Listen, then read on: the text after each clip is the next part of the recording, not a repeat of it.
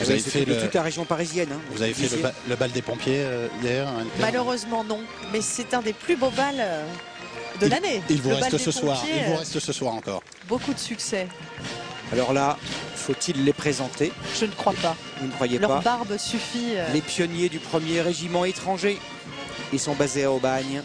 La tradition de la Légion étrangère. Ils sont reconnaissables évidemment à leur barbe, à leurs gants, à leur tablier de buffle de couleur fauve. La hache pour briser les obstacles dressés par l'ennemi. Alors la barbe, elle mérite qu'on y revienne parce que c'est tout un travail.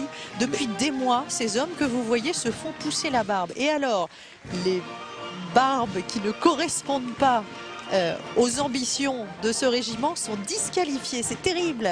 Ce sont des hommes Retoqués à la qui, sélection. pendant plusieurs mois, Plusieurs espèrent années, être pour celui que je viens sélectionnés. d'apercevoir, c'est plusieurs années. Ils sont à 88 pas minutes, alors que les autres soldats défilent à 120 pas minutes. Alors ce ne sont pas des combattants, hein, ce sont des légionnaires C'est une particuliers. section de tradition qui est intégrée au 1er régiment étranger, basé effectivement à la maison mère de la Légion qui est au Bagne.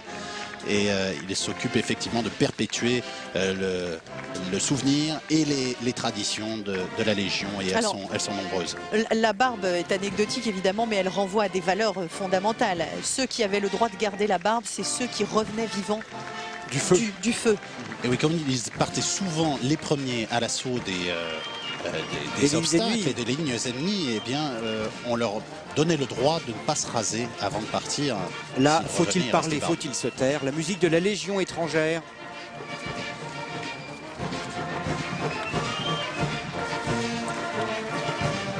Voilà, et en 1914, à la déclaration de guerre, la musique de la Légion étrangère a été dissoute et ces légionnaires ont rejoint le front aux côtés de leurs camarades des unités d'infanterie. Et la musique a été reconstituée à l'armistice. Alors les premiers légionnaires passent seulement parce que vous savez qu'ils sont beaucoup plus lents que les autres devant la tribune présidentielle. Et le président et les invités se sont levés.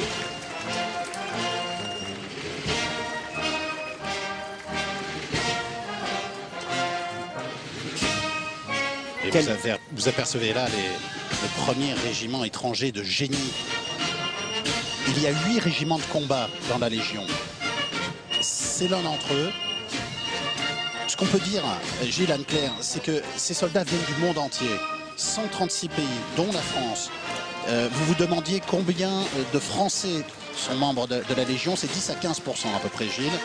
20 à 25% de francophones seulement. Il y a beaucoup d'Européens de l'Est, des Asiatiques.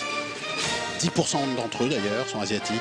Non, c'est toujours très impressionnant ces hommes qui sont prêts à donner leur vie pour un pays qui n'est pas le leur. En tout cas, ce qu'il faut dire, c'est qu'ils ont participé sans exception à toutes les opérations extérieures de la France depuis les années 80.